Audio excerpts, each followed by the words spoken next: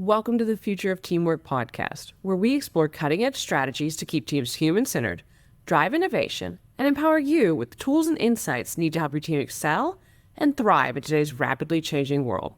Your host is Dane Groeneveld, a seasoned expert with over 20 years of experience enhancing team dynamics and innovation. Today, Dane is joined by Rob Gallaher.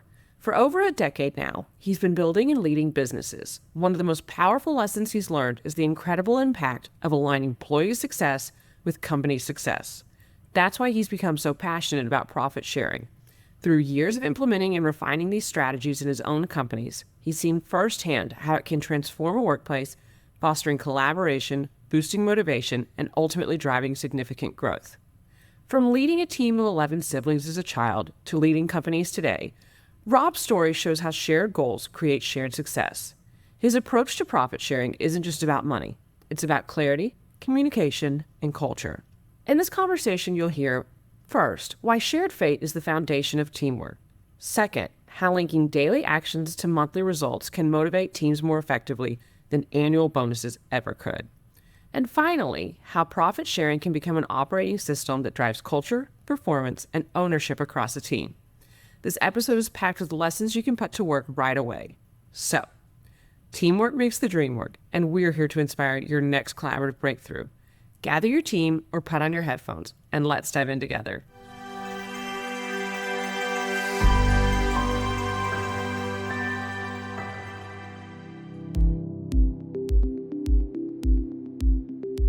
Welcome to the Future of Teamwork podcast. My name's Dane Groeneveld, and today I'm joined by Rob Gallaher. Rob is a serial entrepreneur. Today we're going to be talking about one of his businesses where he's the CEO of ProfitX, but I'm sure others will come up in the story. And we're going to be diving into some of the thinking around profit sharing and teamwork, amongst other topics. So welcome to the show, Rob. Thanks, Dane. Happy to be here. Happy to share with all the business owners listening. No, thank you. I can already tell from our pre-show conversation that there's going to be a lot of gems in this conversation.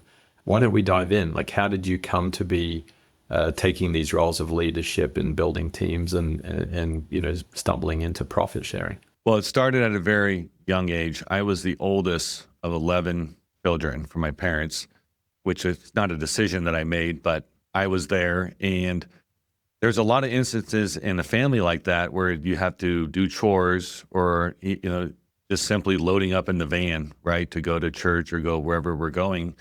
And I learned quickly that if we work together and we could get things done faster. And one of the things that I remember clearly was my mom would come out on a Saturday morning. We were probably all watching cartoons in our jammies and still with half-eaten bowls of cereal all over the place. And she'd be like, hey, if you guys want to go swimming, we had a pool in the backyard. If you guys want to go swimming, you can go as soon as the house is clean. So I learned quickly that if we organized and we delegated, and it was typically me, I was the oldest, and the better I delegated and the better that I led by example of cleaning with some urgency, the house would be cleaned faster and we can get into the pool sooner, which led for more pool time. And so you have siblings that are good at certain jobs, and so you kind of put them in those spots to shine where they would do a good job sweeping the floor or somebody that was really good at cleaning the dishes. And then you delegated that way and always led by example with some urgency and kind of kept everybody positive and pumped up. And then you're in the pool in 30 minutes, right? And mom was happy, all the kids were happy, and we're swimming. And it's just created a win-win for everybody involved. And then throughout, I get out of high school, I try college for a semester and a half, and I get thrust into a painting company where I was put into a leadership role relatively and basically 20 years old. And I didn't, deserve that probably, but I was in charge of other painters. And so my leadership journey started at a young age of what delegation was and how to organize manpower and materials on projects in the construction industry. And that led into housing remodels and bathroom remodels, which you're dealing with plumbers and electricians and drywallers and flooring guys and all the different trades that get involved with. So I've had a lot of experience learning that working together is the most powerful thing, anything you can do on any project, and I always think about construction because that's really my background. So when you have the framer's framing and you don't have the plumber and electrician lined up the day after to do the rough utilities, then the drywall is going to be delayed, and then the flooring is going to be delayed, and the whole project is going to be derailed. So just from a young age, learning that teamwork is super important. And then also over the years, fine tuning the motivation part of that, right? Like, why does a team want to work together? And in 2014, I found myself also another unplanned business owner. I've been doing it for about 3 years. I lost my job in the 08-09 housing crisis that we experienced here. And I had to start a business because nobody was hiring. There was no companies out there. They were keeping their core people. And so I started doing construction projects for others. And I was very successful. I was very good at it right off the bat. I was making money financially. 3 years goes by. I look up one day and I have 30 employees. I am working 70, 80 hours a week. One of the companies that I started in my second year in business was a 24-hour service plumbing company, which I didn't think that one through about working the nights and the weekends. Getting called out. Yeah, and getting called out for stuff, at a city an hour away or whatever. And I was just working really hard. And I thought, man, I feel like I'm the only guy that thinks, cares, or works like I do, right? I have these employees in here that are just doing the bare minimal to keep their job, and which is a lonely existence and it's a stressful existence. So I started reading books about leadership, and I started talking to other business owners about what they were doing to be successful. And I stumbled across in that journey this idea of profit sharing. And the theory is exciting. It's kind of a buzzword. People are like, oh, profit sharing. Like, if you're an employee, you want to know about profit sharing. If you're a business owner, you get mixed reactions. Like, oh, how much is this going to cost me? This just sounds like another expense for my company, for the P&L. I don't really want to talk about this. I've actually taught a class on profit sharing where leaders in the company would come, but the owners would not. Oh, interesting. Yeah, the owners would always go to the class about communication and accounting and marketing and sales flow and all these other things that I was teaching. But as soon as the profit sharing lesson would come up, they would not show up to that particular class. That's a true story. And so, but their leaders were there, their number 2s and number 3s were there. Like, let's hear about this. Like, we want to know about profit sharing. Yeah. So I stumbled across this idea, and then I was like, okay, I want to learn more about this. So I started YouTubing any podcast or any book that mentioned those words I was listening to or reading. And I heard a lot of theory, a lot of ideas, a lot of people saying this was going to work, but I never found a how-to guide or metrics or a spreadsheet or percentage numbers. I never found anything on that. So I literally one day called my top 2 leaders at the time into my office. This is mid 2014. And I said, I want to do a profit sharing program here. I think it could fix a lot of issues that we have. I think it can promote teamwork, it can increase unity, it can increase motivation, just kind of create that fire in everyone's belly, right? Of this entrepreneur, zest for business. And what we're doing every day here was linking their life to the income, their work to the income that they made. Yes. And long story short, Dane, we did it. We wrote down this program and we cut our first profit sharing checks for the first quarter of 2015. And it was a total disaster. I think I spent about $14,000. There was 7 people on that plan. And I didn't see a difference the day after, which was disheartening. But we kept at it. We kept making changes. We kept getting feedback. We're like, well, that didn't work. Let's try a little bit of this. Let's do some more research on that. And to fast forward in the story, in 2018, we made enough changes and we didn't give up to where we stumbled across a profit sharing program that motivated everyone on the program.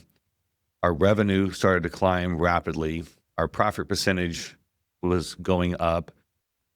The culture in the company, there was a huge shift in culture and morale. Teamwork increased tremendously. People wanted to help each other out. People wanted to see each other exceed because it directly tied to their income. And the secret, one of the things I learned, one of the rules of profit sharing was the tying that their daily activities into their monthly financial needle, right? We all have bills every month, and we all have car payments, rent, groceries, whatever it is, insurance that we have to meet. And so when I could link that their efforts at work with their team members together tied into that monthly financial needle, the magic really started to happen. And I've done it in multiple industries and 4 different companies.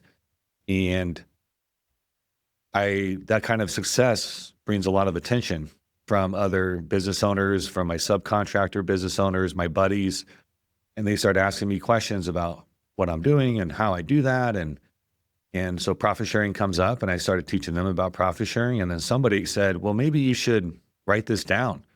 So that's where the book idea came from, was writing down what I learned about business and leadership and profit sharing. And it's hard to get everything in a book. I didn't want to write a 6-hour read because I think most business owners are like me. They don't want to invest into a 6-hour book unless you're really a book reader. I like books that are 4 hours or less.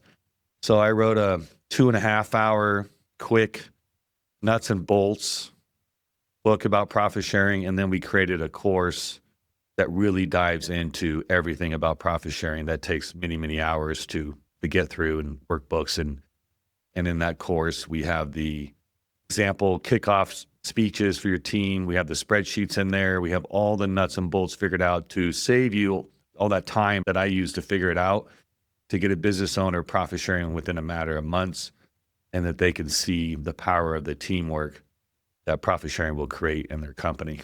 So that's the story in a nutshell. It's awesome. It's so cool. I've got lots and lots of questions that I want to dive into, but yeah, just going back to the top of that story, like being a leader, probably before you're even in middle school, managing the younger siblings. Right.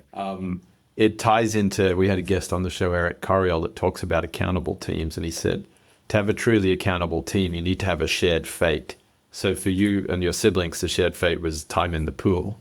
And obviously profit sharing is landing now as this shared fate for the teams in those businesses that you've implemented it in. So I'm fascinated by like how that comes about.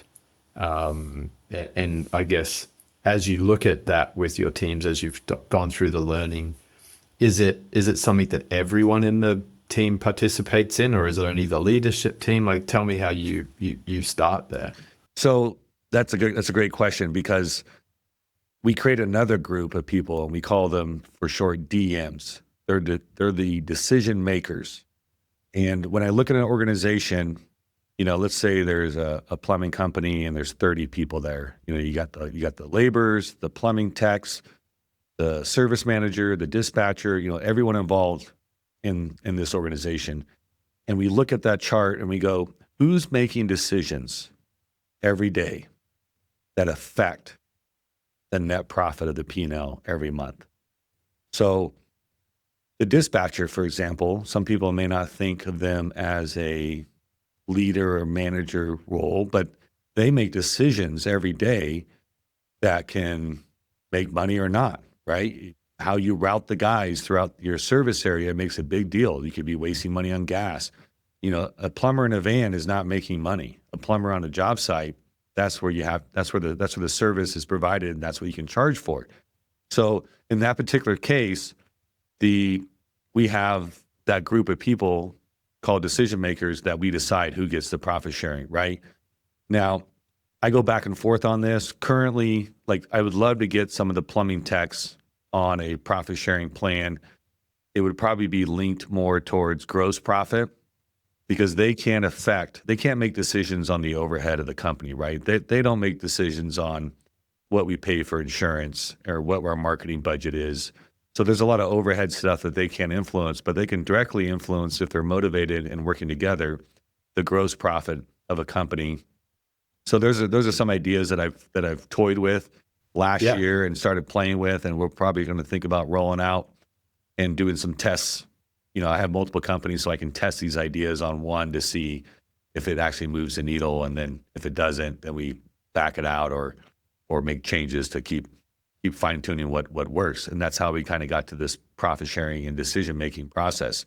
So finding that group of people. So yeah, every one of my companies is a little bit different. There are a lot of leaders and managers part of the decision making group. But like, for example, at my car wash, I have my maintenance guy on there, and he works by himself. He doesn't have a team, but if he doesn't do his job, the equipment goes down. If equipment goes down, we're not washing cars. No money coming the door. So those really important roles in an organization that make decisions every day, those are who we put on the profit sharing program. That makes total sense, and that's really neat. And as you then design the program, you talked about tying their daily work and activities to that monthly needle. Is it really the work of the maintenance guy, like availability of the machinery versus the whole team's running on profit for the location? Like, tell me a little bit more about how you tie it to the individual's work. Let's backtrack that a little bit. What I see with a profit sharing plan is people on my team start tying their daily activities to affect the net profit.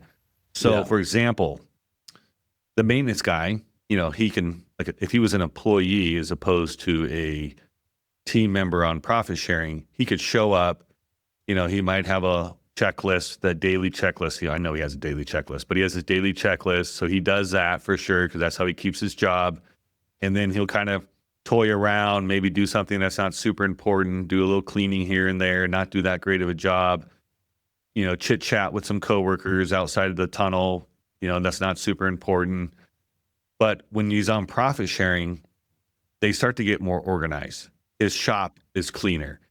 He starts looking at his inventory of the parts that could break down more frequently and be like, oh, we don't have any vacuum motors. We need to have a spare vacuum motor. And he'll come to his leader and make sure that happens. Or if my check valves are organized, when one goes down in the middle of the day, I am quickly grabbing it and quickly replacing it so we're back up washing cars. So their daily activities change. They start thinking about doing a better job. Another example that I saw, which was really, I thought was pretty cool, was, in the construction or plumbing industry, we have estimators or project managers that spend a lot of time in the car, right? And that's not their fault. They have to drive to this job site. They have to go meet with this customer. What are they doing in the car is what's changed. Instead of listening to the radio and zoning out, or sports talk radio and just zoning out until they get to that job site, they were actually starting to listen to audiobooks on leadership and marketing or project management. Or I saw one guy just listening to, he wasn't watching the YouTube video, but he had it playing through the speakers and listening to YouTube videos on plumbing techniques or how certain systems work. So they were self-educating themselves to be more proficient at their job in that time that they didn't have to, right? I don't know what's going on in that car. I'm not with them, but they were going the extra mile to be the best team member that they could be in all the time that they had available to them. So I've seen profit sharing affect those type of activities which are above and beyond your typical employee in the modern workforce. So yeah. And you see those things all across the board. Like my project admins and my estimators will get more organized. They'll keep spreadsheets on what estimates are due and when and time, and just manage their time better. I've had people come to me and be like, hey, I'm struggling with being organized. Okay, well, I got some good ideas. Maybe they'll work for you. Or here's a great YouTube video from Dave Ramsey on being organized, or somebody else, and find what works for you, right? But the fact that they even came to me to admit that they had a fault because they really wanted to improve it is the effects of profit sharing and people wanting to win. So that's huge. And I work with the gentleman, Dr. Andre Martin. He wrote a book called Wrong Fit, Right Fit. And he talks about discretionary effort. So if you're on a team where you understand what you're here for and how you work, then you can make those efficiency leaps or determine where you're going to upskill or train yourself on something. and you bring that discretionary effort because you see the direct correlation of, if I put more effort in here, I'm going to get more benefit. Where in so many organizations, people kind of get in the truck and they're like, of course I'm going to listen to sports radio because, Yeah. how does me working any harder get me anywhere further in this team or company? So that's Right. really cool that it's creating that kind of line of sight for team members on what they can achieve. Yeah, 100%. And the reason they do that is because you're affecting their financial monthly needle. Their one at home, right? Their bills, their plans, their goals. And so they start to go, well, if I can, go to 2 more sales calls a day over 20 days in a working month, that could increase my profit sharing by $500, right? And all my team members, all the people that I work with too, right? So this is a shared profit sharing, and that really creates this unity. Here's another great example. Somebody gets sick, right? They got the flu, they're down and out. The people on that team is, well, let's check out his email, make sure nothing's falling through the crack. Yeah. And let's send him a text and see what he had going on today that can't wait, right? So no customers get disappointed or no projects fall through the crack. And so the whole team will elevate when somebody's down and out, or they're having a baby, or maybe they have a planned vacation. Everybody steps in to take that role, make sure that the company is still rocking and rolling at 100%. Yeah, they're perfect examples. Because so often it's an easy excuse. Oh, Bob's away today, so we're not going to do that work. Right. Right. And, or we'll and just then how is that delay it. impacting the customer or anyone else? Yeah, exactly. Or he'll wait till he gets back, but some customers don't want to wait. So you're dropping balls and you're hurting revenue. Yeah. So I want to dive back into that sort of 2014 to 18 period. What was it, as you talked about asking for feedback and communicating with the teams, what was it that started to like make that light bulb sort of shine and for people to really get it? Leadership and clarity, I think, were huge, because when I first did it, January 2015, we had back in that time, we were smaller. So we'd have a Monday morning, all hands on deck meeting, estimators, leadership, everybody was in the room. And I walked in there literally, and we did our normal safety meeting. We did our normal repeats that I had, whatever was new or going on. I probably wished everybody a happy new year. And then I said at the end, I said, hey, by the way, I'm doing a profit sharing plan.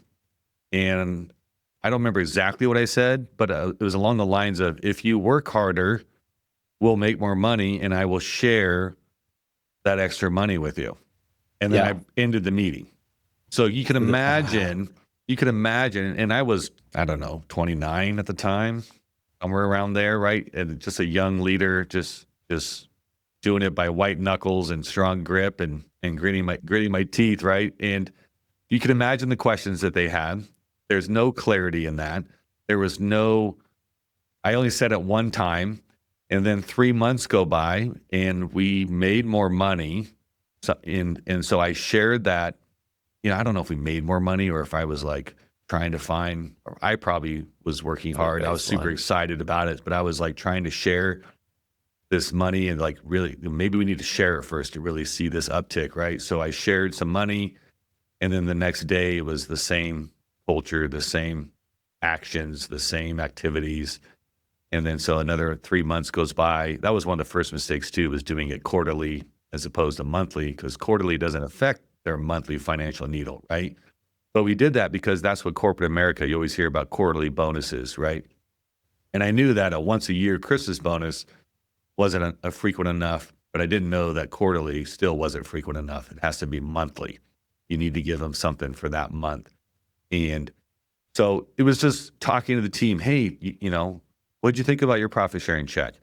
How did that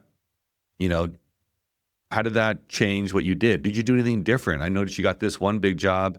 Was that influenced by profit sharing? Just having those honest, open conversations one-on-one and getting feedback. And it was like, oh, not really. I just, I want to keep my job. I like you. I like working here.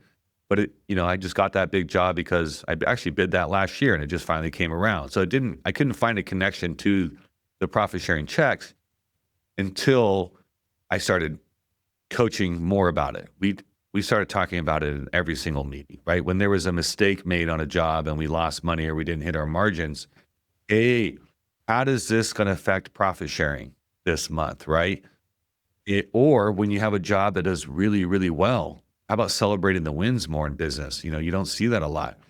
We made, our margins, we try to get are 35, 40%. This job, we made 62%. How did that happen? Did we overbid it, which is possible? Did we get lucky, which is possible? And it's like, no, actually, we pre-ordered all the material. We lined up the right guys perfectly. We project managed it well, and it went well, which happens, right? And you just knock them out of the park. So then it's like, okay, how do we do that more often? Because if we do that more often, profit sharing happens more frequently and the checks get bigger. And we do that in front of the whole team because I want everyone to learn the lessons. If you have 5 estimators, one guy is fighting for 28% gross profit on projects and the other guys are getting 40%. Well, what are you doing different? Let's help him get that up. And when you have profit sharing on all those guys, they help him automatically. Like, I don't need to go in there and point that out and say, you need to help this guy. They say, hey, if you get your numbers up too, that's going to affect net profit, 3-4%. And that's a big number. And you do that every month and it adds up and they're getting a piece of it. So all their checks are getting bigger. So communication is huge. Yeah. Communication, clarity. And I think with the reminders, right? I don't know who said this, but I hear this and I repeat it a lot. If you don't say something 21 times, they didn't hear it once.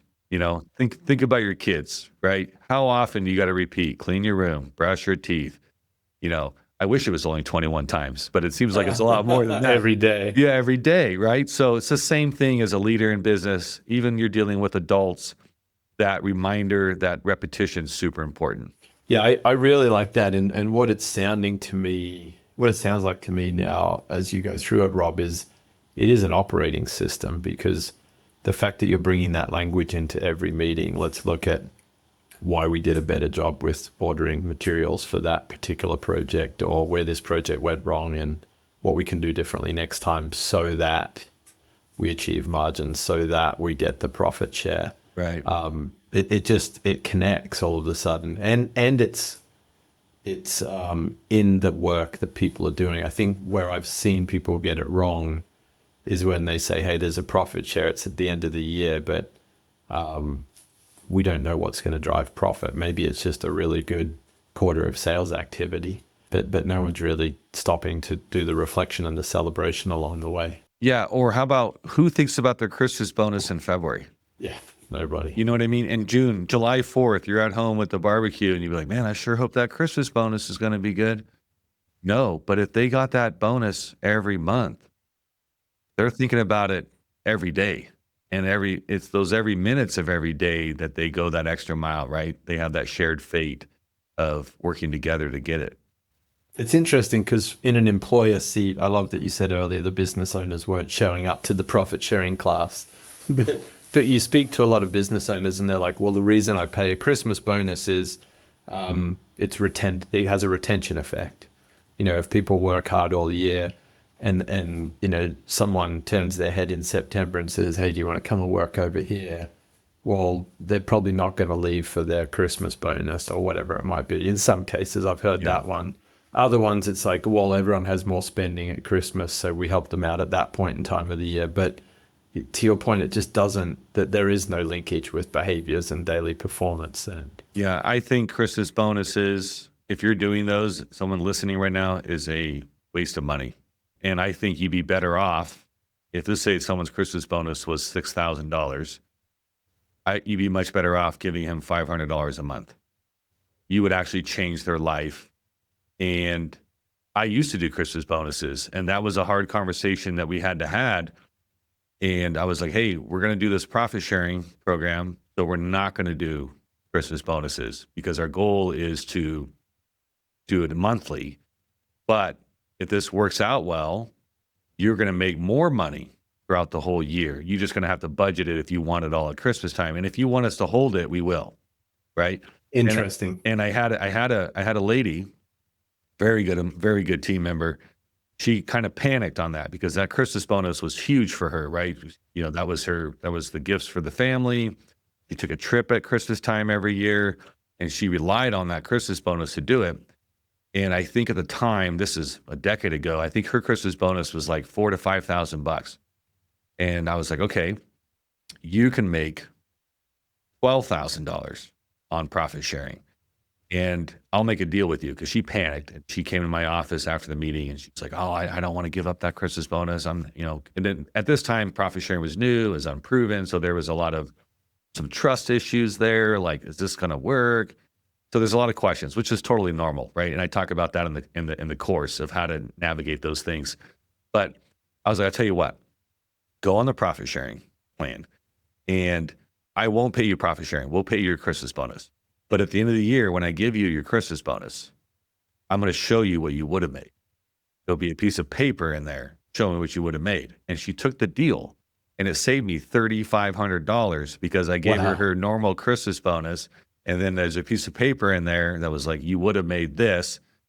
Bam. Immediately that next January, she's like, okay. She signs up. Yeah. She's like, let's do it. So, and I don't normally give people that option, but since it was still new, and I these days I don't give that option, right? And profit sharing has been ingrained in our culture here. So, but for that, when we were starting out, for that particular person, I did, and she saw the difference and was able to get on it. And then I think the year after that, she made $9,000 with profit sharing, and then it went up from there. So you kind of have to break that cultural mold. If you're doing Christmas bonuses now and you're thinking about a profit sharing plan, that's going to be something that you're going to have that meeting.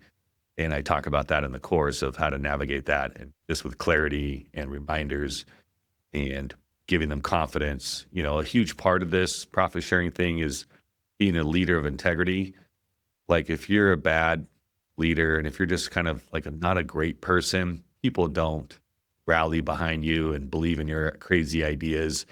But if you're a good, moral person that's not going to Vegas every other weekend and blowing tens of thousands of dollars on whatever that may look like for you, your team members see that, right? They're going to be like, this guy's kind of shysty. This guy's in it for himself, and he doesn't really care if we hit profit sharing or not. And so, there's a huge part of integrity and being a good moral person to leadership. And you want leadership capital when you're doing profit sharing, because there is a level of trust that me, the business owner, is making the right decisions on the back end, running the company to set your team members up for success. I think that makes a lot of sense. And as you come into that change, I'm assuming this is additive. So you're not saying, hey, we're re-scaling compensation, so you're going to take a little less base pay and a little more profit share, or does it work that way sometimes? No, I've never rescaled compensation. I preach that your people's salaries should be at the top end of your market, right? Because that changes wherever you're at. We're in the Bay Area, so our people make top end. You can't be a plumbing estimator here and then go to Iowa and make the same, right? It's not going to happen. So, and there's a lot of reasons for that. You don't want your people to quit to go down the street for your competitor for $3 or $4 more an hour, right? That's bad. That's bad news too. So keep your people at the top end of their market. That's going to fix your retention issue. And then profit sharing is a huge retention issue that, help in that area, because, I preach in the course, you need to start out your profit sharing at $1,000 minimum a month, right?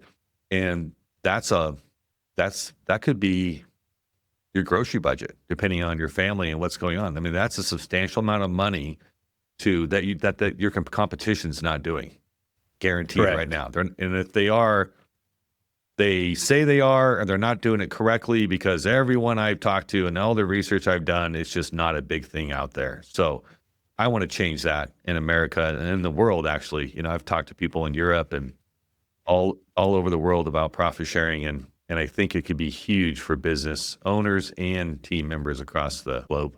When there are companies that already have plans in place, like a stock ownership plan or a phantom stock plan, have you done much research on how it fits in those scenarios? So not personally, but I can tell you this: like I'm in San Jose, right? Like we're in the heartland of the tech startup guy, right? And that's talked about a lot. The stock options, what they could be. Well, if you look at the research, the percentage of those companies where those stocks actually become worth anything is extremely small, right? It's not a guarantee because you may have thousands and thousands of stock of ABC AI startup, but ABC AI startup has 200,000 competitors within a 100-mile radius, and your stock's gonna be worth nothing. So this is more of a nuts and bolts, day-to-day teamwork, unifying, morale, motivational system for your existing operating company, right? This is not some payday years down the road, because I think the stock option thing is, it's like playing the lottery. Like you think about it, it could happen, but is it changing your life this month? Is it helping you pay your groceries or your bills? Is it helping you plan to buy that bigger car that you may need? Because no, you can't plan on it. It's not a guarantee. You don't even know when. And then at the end of the day, you still don't even know how much. So that certainty really matters. And I would imagine also size of business is going to matter as well, because in a smaller business, and this is why I've always loved smaller teams, you can actually jump in and fill in for Rob if he's away sick, or understand what Betty does in her role. Where in large companies where everyone's distributed and you can't really see your work product every day, it's not that it's impossible, it's just a different equation to have to manage. Yeah, for sure. So people ask me that, what if I have 100 employees? Well, I have 130 employees that I do profit sharing currently right now. So if the company is that much bigger, your net profit and revenue numbers should be that much bigger, right? If there's a plumber out there, let's just throw some example. If he's making $25,000 a month with 5 team members, and then there's another plumber out there with 15 team members making $25,000 a month, there's another problem going on there, right? So that kind of scale to size to overhead costs, there's appropriate ratios to that you can fix if you're in that problem, or protect as you scale to continue the profit sharing on the right ratio for your decision makers. Actually, that raises a good question, Rob. So let's say you do have one decision maker on the team who's got a large territory and one who's got a smaller territory. Do you sort of have a proportional allocation of profit share based on size of business or size of team being run? So I don't do territories. Right. Yeah, so I also don't do commissions, right? Yeah. Because that's anti-teamwork. I mean, think about pulling into a car dealership and there's a guy on each side of the driveway standing on the curb. And then there's a guy in front of the store door where you're going to park standing there. And they're all on the same team, right? They all are trying to sell you cars, but whoever gets to you first is going to get that commission. And I often wonder, I've never worked at a car dealership before, but I often wonder, what is the culture like in that break room with these three guys, right? That are fighting for that sell because they need that, because they have a low base or no base, and they need, so that's not a good teamwork environment that I don't want that in my company. I know that for a fact. So internally, what we have done, we have played with like a minor DM role. So we'll have a project admin or an assistant helping a project manager. So their role is important because the more they can help that project manager handle a large load of work, then the project manager is much more successful or can do a lot more revenue at a better gross profit percentage. But they have a role in that profit, but they're not a large role. So we played with like a $500 a month minimum profit sharing for that person. And we've played with certain things. I've done a lot of testing with profit sharing because I've been doing it for now basically 10 years. And so we come up with ideas, and it's always about moving that needle even more. One success story I've had with trying things was when we first started, for the first, I think 2.5 years, it was profit sharing had to be $1,000. That was one of the things we learned. If you profit share $300, it doesn't move the needle. So you're not changing their daily life, right? So that's a no-no. But if it's $1,000, that 4-digit number psychologically makes a big difference. And then it's actually a substantial enough amount of money to change people's lives and to affect that monthly needle. Anyway, so we were, starting out on that hard, fast, steadfast $1,000, and our revenues went up, and we saw a ceiling get hit. Like, okay, so we were making, for example, one company was like $25,000-$30,000 a month, and then that jumped up to like 55, 50 in there, which is great, right? Like that, no one's complaining about that. But then the thought is, well, what if we had a second threshold of profit that was hit, and then above that threshold, they would get a percentage of that dollar amount, and without growing the team, right? So let's see, let's talk to the team and fill this out there and see what they think. And if they think they got more in them, because you don't want to overwork them. You don't want to, because they'll overwork themselves sometimes, right? So this is always an open two-way street of communication on workload and work-life balance, whatever that means. I still don't have an answer for that one. I have my own thoughts on it, but you know what I mean? So like, and then we did see another jump, right? Because of that percentage. And so we saw guys trying to maybe get the bigger jobs, right? Because that moved the needle for less time than all the little jobs put together. And so they were just kind of getting smarter and fine tuning what we were going after on the daily basis. So just a couple examples of things that we've tried and tested and that have worked. And then there's a lot of things we've tried that hasn't worked. So we shelf those and try something else. Yeah, that's really cool. So it sounds like I'm hearing it'll definitely improve culture because there's this shared accountability. Like let's jump in and help each other out. It sounds like it has an emerging contribution towards strategy. Let's go after bigger jobs because we're going to spend less time on the road, or we can better manage our margins there.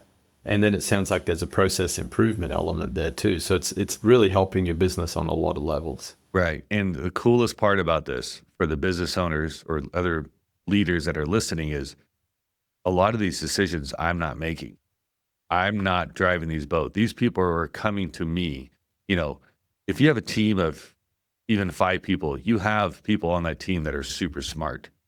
And if you can motivate them and you have an open door communication and you can have healthy conflict, they will bring you ideas that you're not thinking about. Maybe because you're too busy thinking about taxes, making payroll, scaling, all these things. And they can come in and be like, hey, if we've got this software, that would help our billing process, which means we could bill twice the amount of work with the same person as opposed to hiring another person, right? Those little things start to trickle in your door and land on your lap that are basically no-brainers. And they help the teams grow and they help profit sharing and everyone's happier and maybe even reduce the amount of hours that you have to work and just become more efficient all across the board. And likely better outcomes for customers too. Yeah, absolutely. You said something earlier I wanted to touch base on about culture being improved. I have never talked to a team, a business owner or a leader on a team that had bad culture and was making money. So if you can focus on culture, teamwork, communication, morale, you're gonna the dollar signs come from that automatically. It's kind of a, take care of your chicken, you're gonna get the egg type deal. So yeah, I love that. There's a good quote out there that says, if you look after your employees, they'll look after your customers for you. Correct. And it's so true. Yeah, 100%. They want you to win. They want the company to succeed, and so they take care of your customers. Yeah, and everyone wants to be engaged in a team and doing a job that really matters to their teammates. No one wants to turn up to work and go, oh, here I am again. I'm just going to scroll the internet for a couple of hours to get by until I can knock off for the day. Yeah, 100%. Nobody gets out of bed every day thinking, how can I lose today? Yeah, right? Yeah. Nobody does that. We all get out of bed, we brush our teeth, we shower, we get ready, we eat breakfast, we get in the car, we sit in traffic because we want to win, right? And so we want to be on teams that want to win, and we want to be under a leader that wants to win, right? And it's the same thing, you got a bunch of kids at home, and you don't want to go home to like a losing atmosphere right there. No. You want to come into something happy and joyful and somewhat organized, right? Or you want to be coming so you can help with those things and create that happy culture at home and at work. Yeah. No, it's neat, Rob. Well, we've covered so much good ground from, that very first statement of like, if we work together, we achieve more. I love the way that you've been able to recreate this owner mindset through profit share, which seems like a much more structured and obvious approach than some of those stock option plans and other sweat equities that we see out there in teams and markets. And I think some of the stories that you've been able to share on, team members upskilling themselves or finding process efficiencies, or having a language to talk about what went well, what didn't very well. I think they're all things that we want to be bringing forth in teams. It sounds like the book and the course are definitely an important element. If it took you 4 years to kind of really fine tune it, you're accelerating that for people that want to go in and get started. So how do they best find you and the book and the course? Well, the course is available on ProfitX.co. You can find me on Facebook and Instagram, LinkedIn. Just friend me there and watch my crazy life. And we talk about profit sharing and kids and vacations. The highlight reel on Instagram is on there. And but it's all on the website there. And my social media, we have a ProfitX Facebook page too. And so you can get on there and get more information. We're also launching a community that you can, after you go through the course, you can pay to be part of the community and be with other business owners that are profit sharing, because I've learned a lot from my own customers, as they implement profit sharing, and they're different struggles, right? They're different types of leaders. So maybe they have struggles that I didn't, or they have strengths that I didn't. And so they went about it maybe a little bit better way or different way. So there's a lot of resources in there that you can get from other profit sharing leaders and hear the success stories and the encouragement and things that help you move forward. Yeah, I love that. I love that, Rob. I love that you built the community. And one other thing I'll share out there for listeners that are interested is, in my experience, if you're thinking about selling your business, if you can prove that you operate at a higher margin than your competitors and you've got a very strong distributed leadership culture, this absolutely increases your valuation at the time of exit. So it's the right thing to be investing in short term. 100%. There's no losses with this deal. And the last thing I'll share real quick is that business owners listening, wondering what this is going to cost.